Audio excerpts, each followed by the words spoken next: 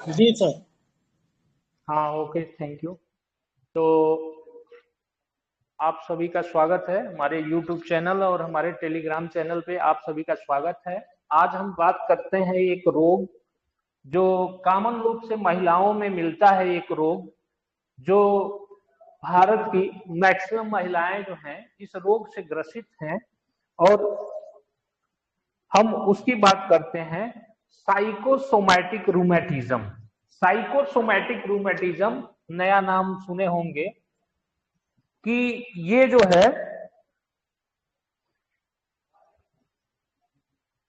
Psychosomatic rheumatism,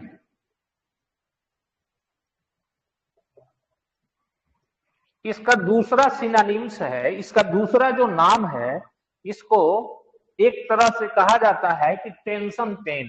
tension pain. ये psychosomatic rheumatism क्या होता है, टेंशन पेन क्या होता है? तो ये जो हमारी स्केलेटल मसल्स होती है, skeletal expression psycho functional disorder है। It is a common condition specially women. यानी कि ये ऐसा मसल्स में, हड्डियों में, ठीक है, होने वाला एक प्रकार का दर्द है जो साइकोसोमैटिक होता है और फंक्शनल होता है, क्रियात्मक होता है। और ये जो है कोई विशेष ऑर्गन्स नहीं दिखता है कि इसमें कोई विशेष प्रमुख ऑर्गन इन्वॉल्व है, लेकिन पेन होता है, ठीक है। इसी को हम साइकोसोमैटिक रूमेटिज्म कहते हैं।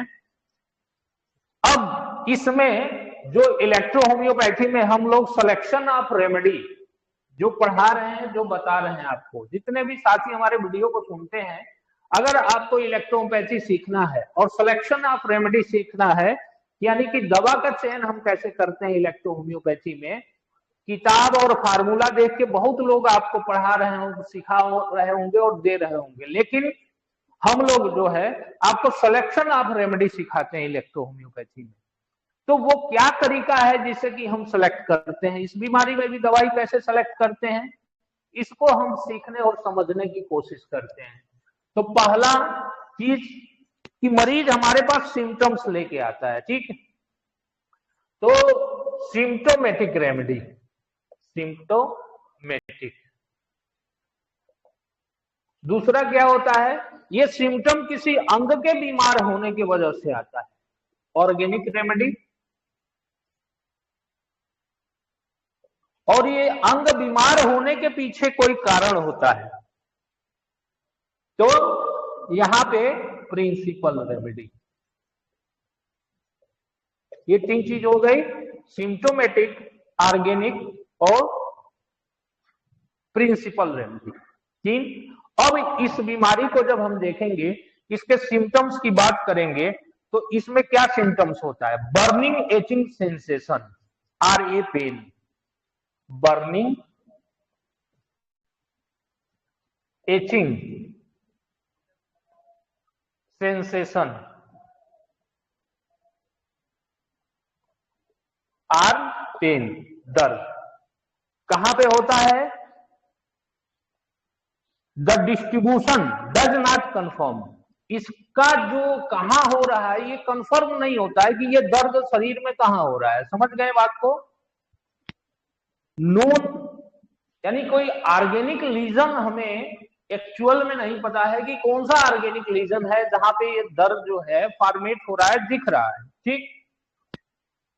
और फ्रीक्वेंटली जो है डिस्ट्रीब्यूटेड वाइडली द बॉडी, और तेजी से शरीर में डिस्ट्रीब्यूट होता है, दर्द चारों तरफ फैल जाता है।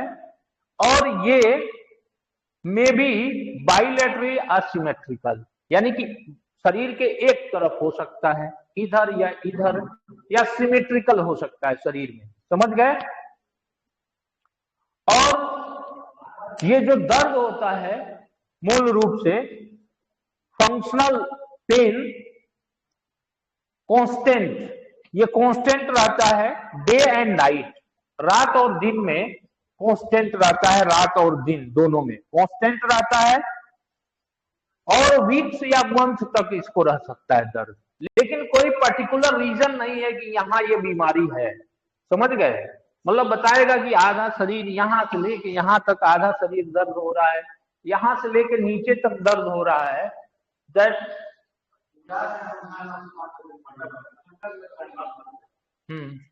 तो ये पर्टिकुलर जो है इसमें इस चीज को बताता है, समझ गए।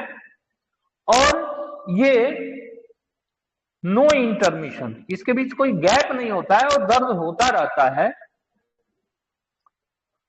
लॉस ऑफ वेट, वजन घटता है, लिख लीजिए loss of weight, insomnia, excessive fatigue, loss of weight, insomnia, fatigue, insomnia, fatigue, loss of wait,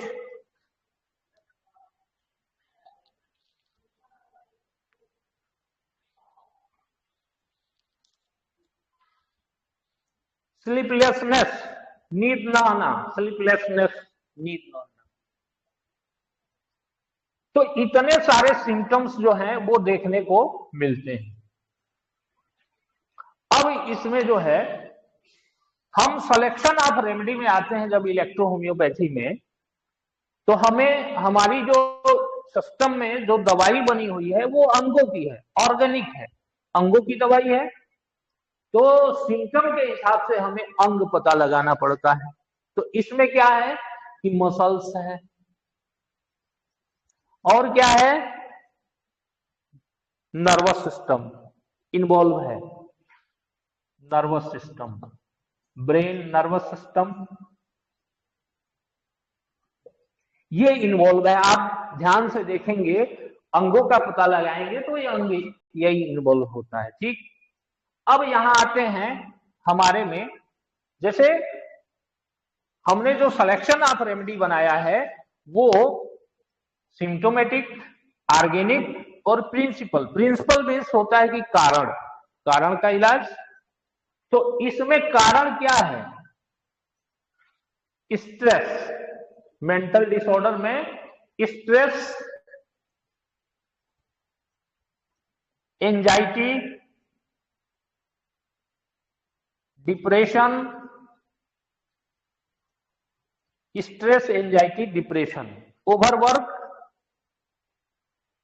यानी कि इसके पीछे पेशेंट जो है कब ये दर्द बढ़ता है कि वो जब जो है थकता है।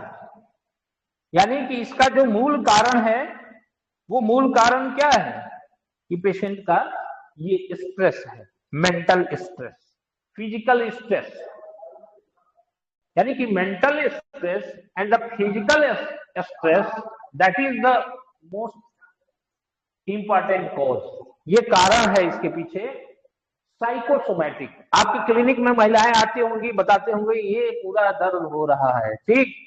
आपको ना किसी जोड़ में सूजन है, ना जोड़ में कोई तकलीफ है, ना हड्डियों में कोई प्रॉब्लम है, कुछ भी नहीं दिखता है उसमें, लेकिन वो बताए कि दर्द यहां से यहां बहुत हो रहा है। तो ये क्या है, that is the psychosomatic rheumatism, जिसको टेंशन पेन कहते हैं। That is due to the stress, anxiety and the depression. It is the reason, इसका कारण जो है ये स्ट्रेस, एंजाइटी और डिप्रेशन है। इसके पीछे रीजन होता है, कारण होता है, समझ गए।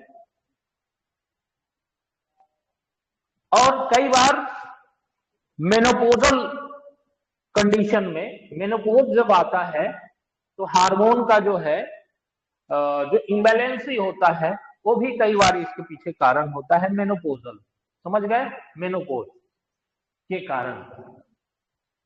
तो अब इसमें आते हैं कि हम ट्रीटमेंट इसका कैसे करें, समझ गए, ट्रीटमेंट इसका कैसे करें, इलाज कैसे करें। तो वैसे हम जो बताते हैं आपको कि हम लोग एक्सटर्नल भी यूज करते हैं, ठीक है, एक्सटर्नल दवाई जो है वो यूज करते हैं।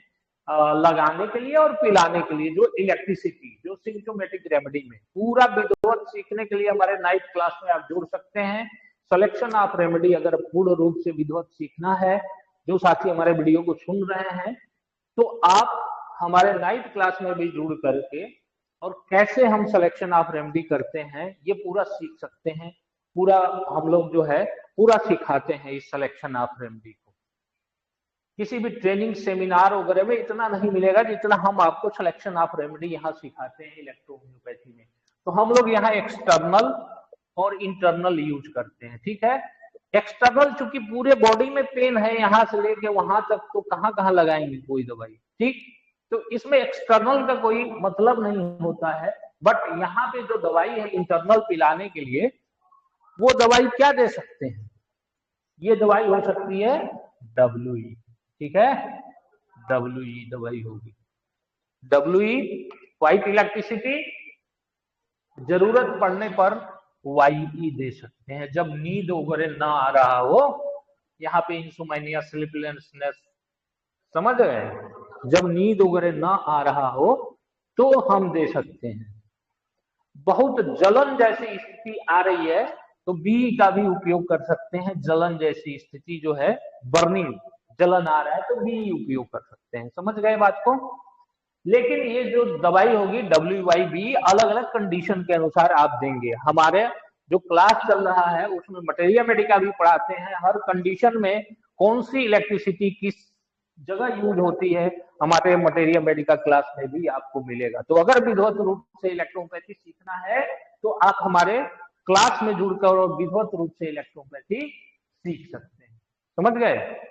तो ये अलग अलग कंडीशन मरीज, इसीलिए मैं सिम्प्टोमेटिक रेमेडी बोलता हूं, इसलिए कि काउंट सीजर मैटी ने इलेक्ट्रिसिटी बनाया है वो पिलाने और लगाने के लिए। तो यहाँ पे आपकी WYB का अलग अलग कंडीशन हो गया। अब आते हैं कि ऑर्गेनिक रेमेडी, समझ गए। ऑर्गेनिक रेमेडी में जब आते हैं यहाँ पे, तो ऑर्गेनिक रेमेडी क्या होगी, यहाँ पे मुख्य रूप से इन्वॉल्व जो है वो नर्वस सिस्टम है, इन द ब्रेन है, यस्टन एंड F1, ठीक है। तो क्या दवाई हो गई, यस्टन, F1 और WE दवाई हो गई, समझ गए। यस्टन, F1 और WE दवाई हो गई, Y कंडीशन के हिसाब से, B कंडीशन के हिसाब से, ठीक। और यहाँ पे कारण जो है, जो कॉन्स्टिट्यूशनल रेमेडी है उसको दे सकते हैं S1 जो है खाने से पहले, बिफोर मील, S1 खाने से पहले, समझ गए। A3 खाने के बाद दे सकते हैं, A3 अगर वो कॉन्स्टिट्यूशन को उसको ठीक करना है तो A3 दे सकते हैं, ठीक है। और बाकी अगर उसमें हार्मोनल डिसबैलेंस है, उसमें जो है मेनोपोजल है, तो थोड़ी सी दवाई अलग हो जाती है उसकी, मेनोपोजल हो या हार्मोनल डिसऑर्डर है तो थोड़ी सी दवाई है। लेकिन इस साइकोसोमैटिक रूमेटिज्म में, टेंशन पेन में आप इस दवाई को यूज कर सकते हैं, ठीक है। इसका जो डाइल्यूशन निर्भर होता है रोग की गंभीरता के समानुपाती होता है, ठीक है। और डाइल्यूशन का भी क्लियरेंस अपने नाइट क्लास में आपको बहुत अच्छे से सिखाते हैं कि किस डाइल्यूशन में कब हमें दवाई यूज करना है, तो आप जुड़ करके और सीख सकते हैं। यानी कि selection of remedy, selection of the dilution and the dose total clear आपका हो जाएगा। अगर आप हमारे क्लास का हिस्सा बनते हैं तो टोटल क्लियर हो जाएगा और रोगी को पूर्ण रूप में आप ठीक करने लगेंगे। तो ये साइकोसोमैटिक रूमेटिज्म है जिसको टेंशन पेन बोलते हैं। देखिए इलेक्ट्रो होम्योपैथी में हम लोग इसका कैसे ट्रीटमेंट, आपको कितनी आसानी से इसकी सिलेक्शन ऑफ रेमेडी मैंने सिखा दी है। अब कहीं भी कोई फार्मूला पढ़ेंगे तो आपको समझ नहीं आएगा, अगर वो दवाई यस्टन, F1, WE दिया भी है तो आपको समझ नहीं आएगा कि आखिर ये क्यों दिया हुआ है, ठीक। लेकिन यहाँ मैं आपको organic remedy, symptomatic remedy and the principal remedy, तीनों को डिस्क्राइब करके मैंने बताया कि कैसे आप इस रोग की चिकित्सा कर सकते हैं। तो इस तरह से जब अनुभव आप करेंगे हर एक रोगी में, तो आपको हर एक रोगी में ऐसे ही चिकित्सा से लोगों को आराम मिलना शुरू हो जाएगा और एक न एक दिन आप खुद से सिलेक्शन करना सीख लेंगे। हर रोगी में आप दवाई करना आसान हो जाएगा। इसलिए इस क्लास को मिस ना करें, जरूर पढ़ें और जरूर सीखें इलेक्ट्रो होम्योपैथी को। बहुत बहुत धन्यवाद।